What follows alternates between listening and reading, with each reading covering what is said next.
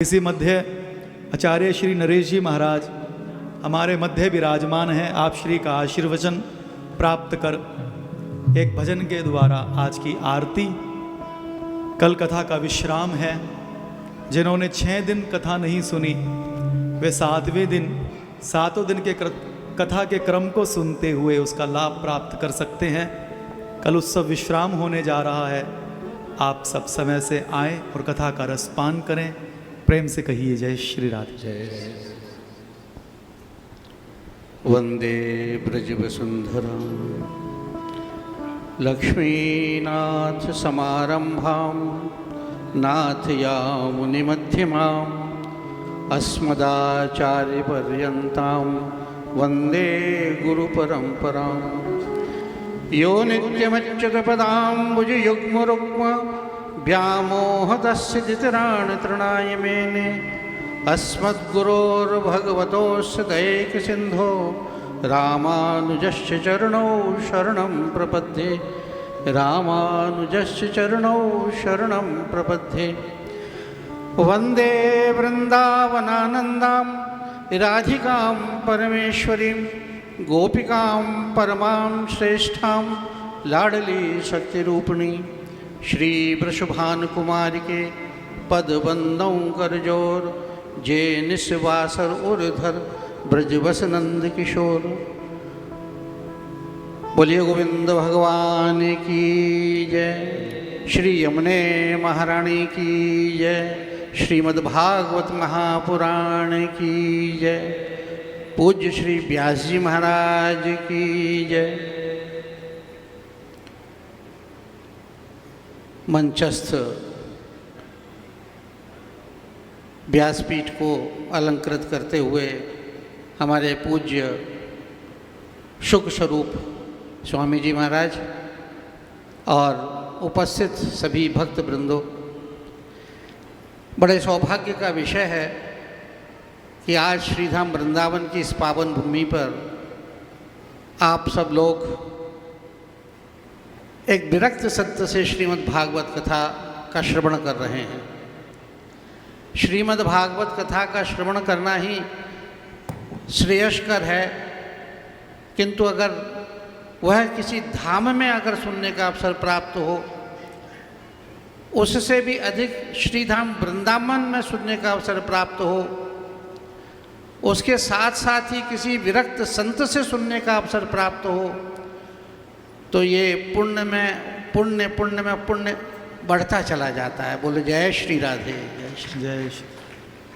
हमारे बाबा जी महाराज जिस परंपरा से हैं वो विरक्त संतों की परंपरा है।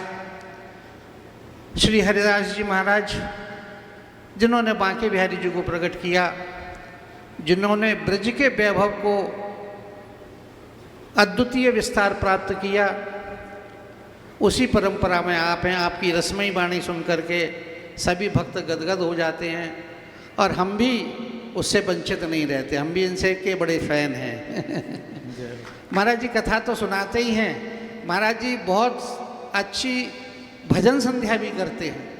हमने आपकी कई भजन संध्या कराई हैं और भजन संध्या जब होती है तो इतना झूम जाते हैं महाराज, और श्रोता भी झूम जाते हैं। जैसा अभी आपने नृत्य देखा, इससे भी चौगुना सुंदर नृत्य होने लगता है। ऐसी आपकी भजन संध्या की विशेषता है। बड़े सुंदर पद और भजन गाते हैं महाराज। क्या कहें, भगवान की अलौकिक लीला है और बड़े आनंद का विषय है। देखिए, आपने अभी भ्रमर गीत की कथा सुन ली और फिर रुक्मिणी जी का मंगल हो गया। और जब मंगल हो जाता है, विवाह हो जाता है, तो उसके बाद क्या होता है भाई? जौनार होती है, खाने पीने की चर्चा होती है। जय हो। अब खाने पीने की चर्चा में प्रवचन अगर आ जाए तो लोग कहते हैं यार ये पंडित जी और आ गए प्रवचन सुनाने, 3 घंटे तो हम सुन ही रहे थे, ये और समय खराब करेंगे। तो बड़ा गड़बड़ है। अगर आप कहें तो मैं कुछ सुनाऊं। जय श्री राधे। जय श्री राधे। सुनाइए। भगवान भक्ति देते हैं, बड़ी कृपा करते हैं। बड़े महापुरुषों ने लिखा है जो सुकृति लोग होते हैं उनको भगवान की भक्ति प्राप्त होती है। और देखिए, भगवान की कथा भक्त से ही सुननी चाहिए। और भक्ति की सबसे बड़ी जो प्रथम सीढ़ी है वो श्रवण है। जो नवदा भक्ति है उसमें सबसे पहला जो शब्द है वो श्रवण है, श्रवणम, फिर उसके बाद स्मरणम, फिर कीर्तनम। जब तक आप किसी चीज़ को सुनेंगे नहीं, समझेंगे नहीं, तो उसके प्रति आकर्षण कैसे उत्पन्न होगा? और जब आकर्षण उत्पन्न होता है तब उससे प्रेम होता है, और जब प्रेम होता है तो उसमें निष्ठा उत्पन्न होती है, और जब निष्ठा उत्पन्न होती है तब वो भक्ति स्थिर होती है। जब तक भक्ति स्थिर नहीं होगी तब तक प्रिया प्रीतम का जो आनंद है वो प्राप्त नहीं होगा। और भक्ति कोई साधारण वस्तु नहीं है कि आज हमने कथा सुन ली, सुबह 2 माला भजन कर लिया तो भगवान बिहारी जी कृपा करके हमारे हृदय में प्रकट हो जाएंगे, ऐसा मत सोचिएगा। भक्ति बहुत ही कठिन का मार्ग है। प्रेम गली अति साकरी जामे द्वय न समाए। ये भक्ति वो प्रेम का मार्ग है जिसमें 2 वस्तु नहीं रहती। अगर आप भगवान के होना चाहते हैं तो केवल भगवान के ही हो सकते हैं, आप संसार के नहीं हो सकते। और अगर आप संसार के होना चाहते हैं तो भगवान के कभी नहीं हो सकते। गोपियाँ क्या हैं? गोपियाँ किसी भी क्षण भगवान के प्रेम से विरक्त होकर के कोई संसार का काम नहीं करती। अगर वो अपने बच्चे को खिला रही हैं तो भी कृष्ण नाम से खिला रही हैं, अगर वो अपनी गाय का दोहन कर रही हैं तो भी कृष्ण नाम से कर रही हैं, अगर वो मथानी चला रही हैं तब भी कृष्ण नाम उस मथानी में से प्रकट हो रहा है। जहाँ भी है, जिधर भी है, सब केवल कृष्ण हैं, और हमारे द्वारा किए गए कृत्य से कृष्ण प्रसन्न हो, ऐसी उनकी भावना है। ये गोपी भाव है। जब तक गोपी भाव हृदय में स्थिर नहीं होगा तब तक प्रिया प्रीतम की कृपा प्राप्त हो ही नहीं सकती। महाराज आने वाला है। भगवान शंकर भी जब ब्रज में आए तो अभी यमुना जी से उन्होंने कृपा प्राप्त की, मानसरोवर में जाकर के गोपी वेश धारण किया, तब जाकर के उनको रास में प्रवेश प्राप्त हुआ। ये 9 दिन जो नवदुर्गा के हैं ये संसारी लोगों के लिए तो अलग हैं, लेकिन ब्रज की जो गोपियाँ हैं उन 9 दिन में नवदा भक्ति का अनुष्ठान करती हैं। 9 दुर्गाओं की पूजा नहीं करती, भगवान की नवदा भक्ति का अनुष्ठान करती हैं। ब्रज में कोई भी और भगवान को छोड़कर किसी की उपासना नहीं करता, किसी देवी देवता के यहाँ नहीं जाता, किसी गणेश और लक्ष्मी और इसकी उपासना नहीं करता, केवल कृष्ण की उपासना करता है, केवल कृष्ण की उपासना करता है। तो जब ये शारदीय नवरात्र आ रही हैं तो इसमें 9 दिन देवियों गोपियों ने क्या किया? नवदा भक्ति का अनुष्ठान किया। और जब नवदा भक्ति अनुष्ठान पूर्ण हो जाता है तब जाकर के 10वें दिन भगवान से प्रेम प्राप्ति का कटाक्ष प्राप्त होता है। और जब 10वें दिन विजयदशमी इसीलिए मनाई जाती है, इस जो नवदा भक्ति है उसके द्वारा हमने भगवान को प्रसन्न किया और भगवान के प्रेम को प्राप्त किया, इसलिए हमारी विजय हुई गोपियों की, वो विजयदशमी है। उसके बाद रास में प्रवेश होता है, तब शरद की पूर्णिमा आती है, उस दिन महारास होता है। ऐसी भावना है ब्रज की गोपियों की, और ऐसी भावना है यहाँ के रसिकों की। ये वृंदावन के जो रसिकों की जो भावना है और उनकी गुण जो आनंद की बातें हैं वो ब्रज के ही जाने और ब्रज में ही प्राप्त होती है। इसीलिए कहते हैं वृंदावन को मत जानो गुड़ को चीला ऐसा। तो ब्रज की बहुत सारी बातें ऐसी हैं जो बड़ी आनंददायक हैं, उसे समझना पड़ता है। हर व्यक्ति वृंदावन में आता है बोले हम तो ब्रजवासी हो गए। अरे भाई, ब्रजवासी ऐसे नहीं हुआ जाता।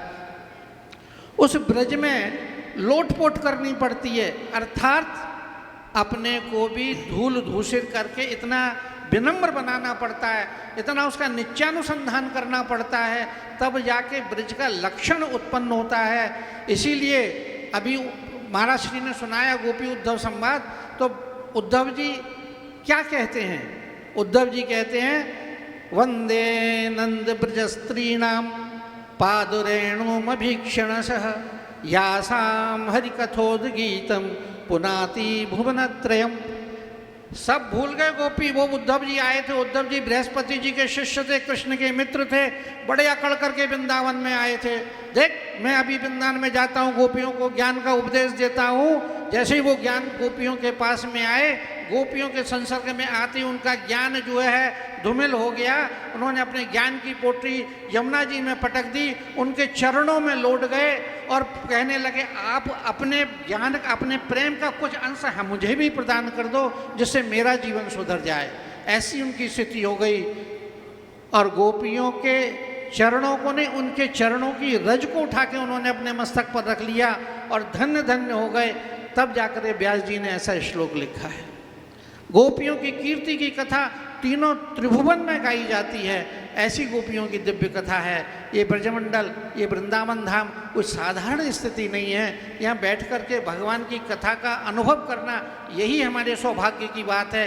कोई पूर्व जन्म का हमारा पुण्य था, ऐसे महापुरुष के द्वारा ऐसे पवित्र स्थान में बैठ कर के हम इस कथा का श्रवण कर रहे हैं।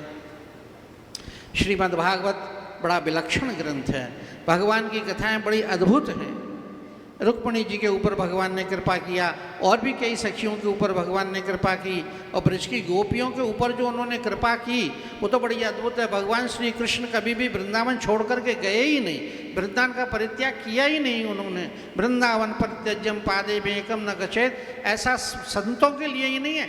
भगवान ने भी कहा मैं ब्रज छोड़ के नहीं जाता। अक्रूर जी के साथ बैठ करके जब भगवान रथ में गए तो यहाँ अक्रूर घाट है, वहाँ पर जैसे ही संध्या करने के लिए अक्रूर जी स्नान करने के तो भगवान को चतुर्भुज रूप में देखा और सिंगार। उन्होंने भगवान को तो मैं अभी रथ पे बिठा के आया था, कृष्ण को ये यमुना जी में कहाँ से आ गए। वहाँ पर बड़ी विशिष्ट स्थिति है। भगवान एक रूप से ब्रज में ही रहे, ब्रज छोड़ के गए ही नहीं, और दूसरे रूप से चतुर्भुज नारायण होकर के वो मथुरा पहुँच गए और पहुँच करके उन्होंने कंस का वध किया। मामा भांजे की कथाएँ बहुत प्रसिद्ध हैं, ज़्यादा समय नहीं लेंगे। आगे की कथा गुरु जी सब सुना ही चुके हैं और सब सुनाएंगे। इन्हीं के साथ मैं श्रीमद् भागवत जी के भगवान श्री कृष्ण का वांग्मय विग्रह उसको कोटि कोटि वंदन करते हुए, व्यास स्वरूप श्री महाराज जी को प्रणाम करते हुए, सभी भक्तों को बहुत बहुत धन्यवाद देते हुए अपनी वाणी को प्रणाम देता हूँ। बोलिए गोविंद भगवान की, बोलो भागवत महापुराण की, श्री बांके बिहारी लाल की जय। जय श्री राधे।